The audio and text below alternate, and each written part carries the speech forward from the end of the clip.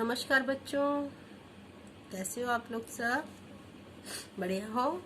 आज का हमारा लेसन है सार लेखन। सार लेखन का अर्थ क्या है? सार लेखन का मतलब है किसी भी जो बात है, जो विस्तृत बात है, उसका जो मूल भाव को समझना और उसको 1/3 भाग में दिखाना।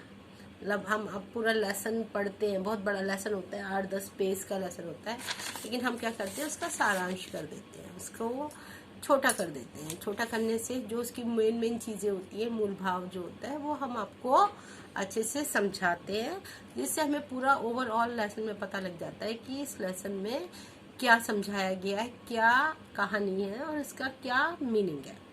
समझ में आया? सार लेखन के जो मुख्य चरण हैं वो क्या होता है? जो मूल सामग्री है, जो मतलब मेन लेसन है, उसको 2-3 बार आपको ध्यान से पढ़ना होता है। फिर क्या है, उसमें से जो मेन पॉइंट्स है, मुख्य बिंदु है, उसको हम मार्क कर लेते हैं कि ये हमारे मेन बिंदु हैं। तीसरा है जो उसके मेन बिंदु से संबंधित जो भी बिंदु होते हैं, यानी कि जो उससे रिलेटेड जो पॉइंट्स हैं उसको भी हम अच्छे से समझ लेते हैं। और फिर क्या करते हैं, हम जो उसकी मूल सामग्री है और जो उससे संबंधित बिंदु हैं उनको एक सिलसिलेवार लगाते हैं या क्रमबद्ध करते हैं, एक के बाद एक, कि इसमें हमें किस तरीके से क्या चीज़ समझाई गई है। समझ में आया? अब ये मैंने आपको ये इतना समझाया, इसका अर्थ और उपयोगिता क्या है? क्या है कि हर एक के पास तो इतना समय नहीं है कि आपका एक लेसन है जिसमें कि 20 पेज है, उसको पूरा पढ़े। तो क्या करते हैं, या जैसे गवर्नमेंट ऑफिसेज है या और बड़े बड़े कार्यालय है, उसमें किसी के कोई एप्लीकेशन आई या कुछ आई, तो उसमें क्या करते हैं, उसमें जो ऊपर सब्जेक्ट लिख देते हैं, नीचे मूल जो आपका मूल भाव है उसको लिख देते हैं। तो एक अधिकारी से दूसरे अधिकारी के पास जाती है, तो उसमें से उसकी रिपोर्ट बना करके भेजते हैं, एक उसका ब्रीफ में लिख करके भेजते हैं कि भाई इस जो रिपोर्ट के अंदर या इस पेपर के अंदर ये चीज़ें हैं, हमें ये चीज़ें इसमें से देखनी है और इसका निवारण करना है। ठीक है? उसका लेखन का अर्थ और उपयोगिता यही है कि उसको जो हम भाषा उसमें जो प्रयोग करेंगे वो इतनी सरल और अच्छी होनी चाहिए कि एक नॉर्मल व्यक्ति भी उस चीज़ को आराम से समझ सके कि इसके अंदर क्या कहना चाह रहे हैं और क्या है। उसके रूप क्या क्या, सार लेखन के रूप जो है, उसके रूप हैं आपके जैसे कि अधिक शब्दों में लिखी हुई बात को कम शब्दों में बताना, और सेकंड क्या है कि जो है उसमें बहुत सारे मुहावरे और ये कुछ उसको अलग करके सिर्फ जो मेन पॉइंट्स हैं उसको हम क्या करते हैं, हाइलाइट्स कर देते हैं। फिर उसको जो विस्तृत लेख को संक्षिप्त रूप में प्रस्तुत करना, विचार बिंदु या मूल भाव उसको हम अलग से मार्क कर देते हैं। फिर जो है जो सभी जो हमारी मूल सामग्री है उसको हम क्या करते हैं, इकट्ठा पढ़ लेते हैं, और ये है कि उससे क्या होता है, हमारे समय की बचत हो जाती है। अब उसमें क्या है, अनेक शब्दों, अब इसमें अनेक शब्दों के लिए एक शब्द, बहुत बड़ी लाइन होती है, लेकिन कई बार क्या करते हैं, हम सिर्फ एक ही शब्द देते हैं। अब जैसे क्या है, भले बुरे का विचार ना रखने वाला, उसके लिए हम क्या कहेंगे, अविवेकी।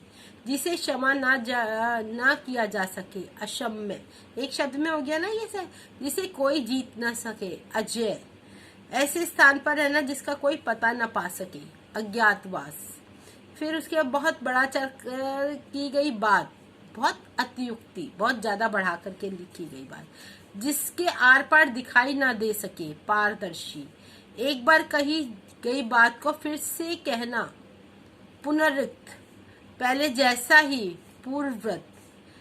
तो जो काम से जी चुराता है, कामचोर। जिस मिट्टी में प्रचुर मात्रा में पैदावार होती है, उपजाऊ। जानने की प्रबल इच्छा रखने वाला, कौतूहल। उपकार को मानने वाला, कृतज्ञ। उपकार एहसान को ना मानने वाला, कृतज्ञ। तो इस तरीके से हम बहुत लंबी एक लाइन को एक शब्द का रूप दे करके भी हम इसको बता सकते हैं। तो ये हमारे ऊपर डिपेंड करता है कि हम किस तरीके से इस चीज़ों को करेंगे। अब सरकारी कार्यालयों में भी सार लेखन होता है, उसमें एक आपके पास अगर कोई पत्र आता है तो उसमें ये जैसे ये वाला है, अध्यापक द्वारा हिंदी आलेखन और टिप्पण कला का विक्रय, मतलब वो बेचना चाहता है अपनी जो उसने बुक बनाई है, ठीक है। तो उसमें सार लेखन में हम क्या करा है इन्होंने कि जो पहले अध्यापक का नाम लिखा है अमित कुमार, और उन्होंने ये जो पुस्तक है हिंदी आलेखन और टिप्पण कला की प्रति पुस्तक का इस मूल्य पर बेचा है उन्होंने कि, तो उन्होंने उनके खिलाफ क्या हुई थी, एक शिकायत आई थी। तो उसमें बताया गया कि दिनांक इस तारीख को ये इन्होंने बेची है, और ये बताया कि ये जो है ये राजकीय नियमों के विरुद्ध है। आप ऐसे अध्यापकों को कोई किताब, वो छात्रों को कोई किताब नहीं बेच सकते।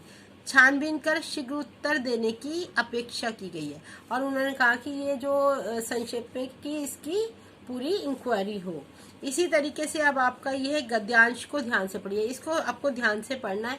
उसके बाद इसमें जो मूल भाव लिखा है, धर्म की व्याख्या करना, संप्रदाय की व्याख्या करना, धर्म और संप्रदाय का अंतर स्पष्ट करना, इसमें आपको सही गलत चुनना है। ये आपकी कॉपी में, ये किताब के अंदर ही है, छोटे छोटे से है, इतना कुछ नहीं है, लेकिन ये एग्जाम्स के अंदर आपके ऐसा होगा कि एक गद्यांश आएगा, उसको आपको पढ़ना है, पढ़ करके उसके मेन बिंदु छांटने हैं उसमें, और उसको पेपर पर क्रमवार लगाना है। बस इस लेसन के अंदर आपको मेन जो समझने वाली बात है वो सिर्फ यही है। उसके बाद आपको जो भी है सार लेखन, ये इसमें भी ये दिया है कि एक आपको पैराग्राफ दिया है, उसको आपको शॉर्ट करना है, मतलब 1/3 में आपने सिर्फ उसमें मार्क कर लेना है, जो जो मेन पॉइंट्स है उसको फिर पेपर पर उतारना है। ऐसी लेसन के अंदर है, इसमें बहुत ज़्यादा कुछ समझाने का या करने का नहीं है। आप इसको अगर 1 या 2 आप इसके जो है ये गद्यांश है इनको आप करोगे तो आपको समझ आ जाएगा। इसमें मैंने मार्क कर दिए हैं, आप उसको पेज नंबर 123 पर है, एक 125 पर है, इसको आप मार्क करके अपनी कॉपी में कर लो इसको। और बाकी इस लेसन में इतना समझाने का कुछ नहीं है। सार लेखन हम हमेशा से ही करते आए हैं, हर एक पेपर में अभी तक आता ही है, गद्यांश आता है, उसके प्रश्न उत्तर होते हैं, उसमें से ही आपको छांट करके लिखना होता है। तो और इसके अलावा ये इसके अंदर जो मेन करने वाली चीज़ है आपके अनेक शब्दों के लिए एक शब्द लिखो, इनको आप अपनी कॉपी पर लिखो और इनको याद करो, यही इसका मेन है। बाकी क्वेश्चन आंसर भी मैंने आपको सारे करा दिए, लेसन आपको समझा दिया, सार लेखन आपको पूरा कंप्लीट करा दिया है। और इसको आप 2-3 बार रीड करोगे, आपको सारी चीज़ें समझ आ जाएंगी। फिर भी कोई परेशानी आपको आती है तो आप मुझसे पूछ सकते हैं। Okay, bye bye, see you, have a good day.